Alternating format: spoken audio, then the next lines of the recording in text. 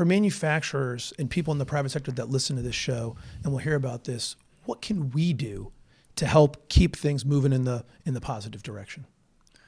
A, be positive on the state. B, all your fellow manufacturers elsewhere. Look, we got some big anchor tenants in this state, like EB and Pratt and Sikorsky and Pratt and Stanley, and they have supply chains all over the country. Well, a lot of them would like to have another choice. A lot of them would like to have more of their supply chain closer to home. I think during COVID, we sort of learned the importance of supply chains, the hard way. So I would, A, ask you to be a champion for the state, the advantages of being here. Make sure they know that what we can do in terms of our manufacturing fund, and we can provide support in terms of buying advanced equipment. We can provide support in terms of training people to use that advanced equipment. We can put in place a pipeline so you get the people you need. That's what I want. I want to double the size of manufacturing over the next 10 years. Want to help me? Yeah, absolutely want to help you. Double the size. That's a lofty goal. We very much like that.